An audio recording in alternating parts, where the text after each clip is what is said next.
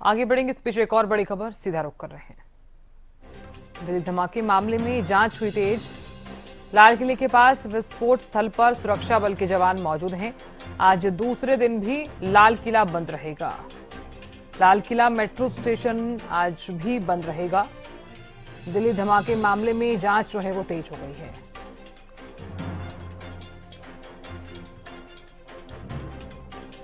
ये बड़ी खबर इस वक्त की आपको बता रहे हैं। जांच इस मामले में अब तेज होती हुई नजर आ रही है।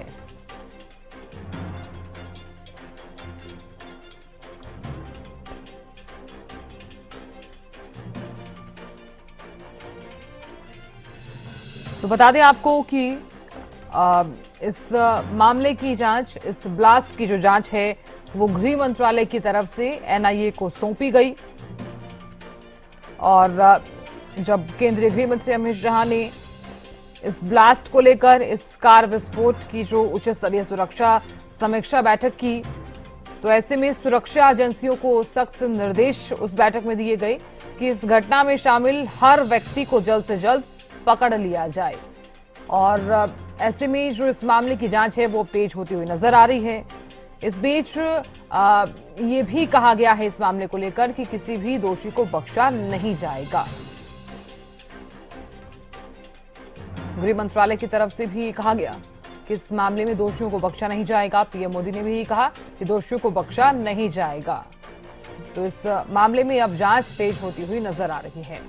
दिल्ली से अपराजिता श्री जुड़ गई हैं जानकारी लिए हुए। अपराजिता, इस मामले को लेकर क्या जानकारी फिलहाल, क्योंकि एनआईए को सौंपी गई इस मामले की जांच, अब तक क्या क्या अपडेट्स हैं? बिल्कुल, देखिए, अगर अभी की हम अपडेट की बात करते हैं, कल दो महत्वपूर्ण बैठक गृह मंत्रालय की हुई। यानी गृह मंत्री अमित शाह के आपस में वीडियो कॉन्फ्रेंसिंग के जरिए जो डीजीपी है जम्मू कश्मीर के, वो जुड़े थे दिल्ली पुलिस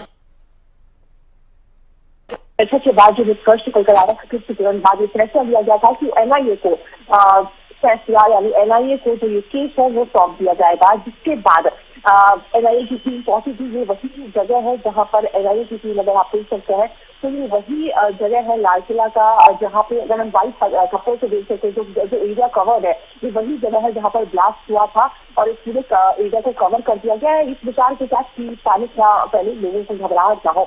इसके अलावा अगर बात करते हैं तो और तुरंत एनआईए की टीम यहाँ पर पहुंची थी और पेपर किया था और जो एविडेंस यहाँ से मिले थे, तमाम चीजें मिली थी। जिसके बाद बताया जा रहा है कि एनएचए को इस रिपोर्ट सौंपा गया। सूत्रों के हवाले से ये जानकारी सामने आ रही है कि क्या क्या चीजें इस रिपोर्ट में थी। तो सबसे पहले तो ये बताया जा रहा है कि जो ब्लास्ट हुआ है सोमवार की शाम को, उसके पीछे यानी आनंद फानन में वो ब्लास्ट किया गया था। यानी जो मेन कॉज था, यानी जहाँ पर वो करना चाहते थे, उनका जो इरादा था वो कई राजधानी में विस्फोट करने का इरादा था उनका। हालांकि जैसे ही जम्मू कश्मीर पुलिस ने फरीदाबाद में छापा मारा, प्रदेश से डॉक्टर को पटाचार को डॉक्टर गिरफ्तार के बाद आनंद फानन में घबराता हुआ ओवर जो ब्लास्ट के सामग्री उसके पास थे उसने उसको फोड़ दिया। ये इसलिए सिद्ध होता है क्योंकि बताया जा रहा है रिपोर्ट में, जब एनआईए के द्वारा, फोरेंसिक टीम के द्वारा जब जांच किया गया तो बताया जा रहा है कि वो अधूरा, यानी जो डेटोनेटर तैयार किया गया था, आईईडी तैयार की गई थी, वो अधूरा था, वो पूरा नहीं था। ये तय करता है कि आनंद फानन में इसे किया गया था और उनकी जो मंशा थी वो बहुत ज्यादा घातक थी, खतरनाक थी। सराहनीय जम्मू कश्मीर पुलिस को, जो तमाम जो पुलिस के साथ में काम किया, सराहनीय काम किया गया। इनके एक पोस्टर से बात हुई थी जिसके बाद पूरे तार को कनेक्ट, सूत्रों के हवाले से ये भी जानकारी सामने आ रही है कि जिसका कनेक्शन है वो सीधा पाकिस्तान से जुड़ता है। यानी जश्न मोहम्मद तय कर रहा है, जश्न मोहम्मद और साथ ही लश्कर तैयबा का भी इसमें कनेक्शन बताया जा रहा है। ये कनेक्शन इसलिए भी बताया जा रहा है क्योंकि जो महिला डॉक्टर को अरेस्ट किया गया है, उनके घर पे जब जो जानकारी इकट्ठा किया गया है पुलिस के द्वारा, तो उनके द्वारा ये जानकारी यहाँ से निकलकर सामने आ रही है कि जश्न मोहम्मद के द्वारा एक विमेन विंग स्टार्ट किया जा रहा है कि इंडिया में उसका जो सरगना है, यानी उसकी जो जिम्मेदारी है वो उस महिला डॉक्टर को दी गई थी और वो महिला का ब्रेन वॉश करती और उसे हालांकि अब तमाम चीजें उन्हें पकड़ लिया गया है, पूछताछ की जाएगी, ये सभी चीजें होगी और कौन कौन लोग कनेक्टेड है, सभी सवाल किए जाएंगे।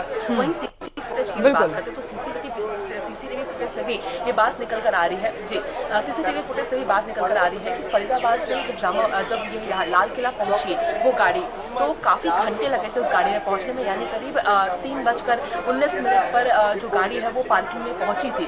बीच में इतने घंटों तक वो गाड़ी कहाँ थी, क्योंकि कुछ बिल्कुल अपराजिता, देखिए तमाम तरह की जानकारियां सामने आ रही हैं, तमाम तरह की जानकारियों को देखते हुए अब देखना होगा कि जो एनआईए को सौंपी गई है जांच, कितनी जल्दी इस मामले में और ज्यादा जांच जो है वो तेज होती नजर आती है और क्या कुछ आगे कार्रवाई रहती है। बहुत शुक्रिया बने रहने के लिए, जानकारी देने के लिए। आप बने रहिएगा, जानकारी आपसे मिलते रहेंगे।